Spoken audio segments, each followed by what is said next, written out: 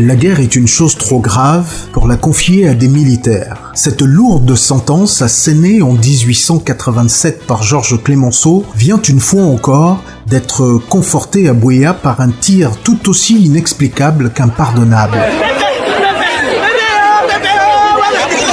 Le 14 octobre dernier, l'innocence incarnée est tombée, touchée par une balle tirée du budget de l'État, donc des efforts du contribuable camerounais, ce qui fait de chacun de nous, en remontant la chaîne des responsabilités, un coupable. Oui, tous coupables, breneux et hautement blâmables du trépas de cet Angelais qui s'en allait par un matin comme les autres à la quête de ses premiers savoirs, brutalement stoppé au nom de cette stupide crise dite anglophone. Mais qu'est-ce qu'une crise ?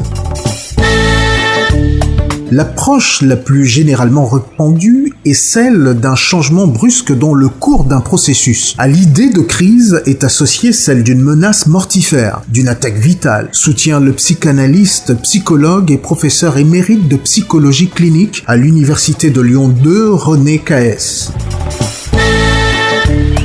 Les faits, aujourd'hui, commandent et réclament à la vérité de changer le mot « crise » en guerre asymétrique, assumé par les plus hautes autorités de la République dans le nord-ouest et le sud-ouest. L'indicible du conflit armé dans cette région du pays ne l'est plus, car les réseaux sociaux et leurs journalistes de l'instant portent à nous immédiatement des échantillons de tranches de vie faites de souffrances, de tribulations effroyables, intériorisées par l'imaginaire collectif des Camerounais qui intègrent désormais la violence comme un prolongement obligé, inéluctable et quasi naturel du conflit politique.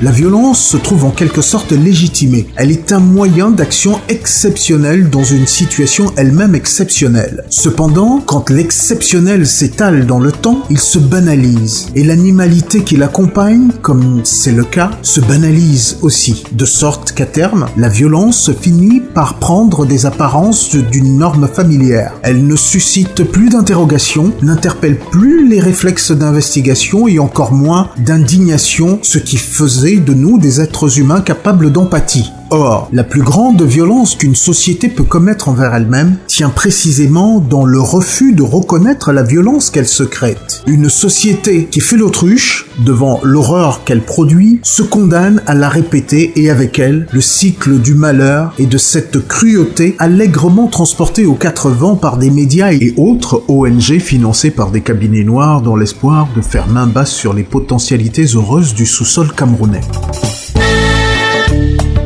Il fut un temps où les grandes douleurs étaient muettes. Imposer un temps d'arrêt, une réflexion profonde pour apporter des solutions durables. Mais ça, c'était avant. À qui sait comprendre, peu de mots suffisent, qu'on se le dise.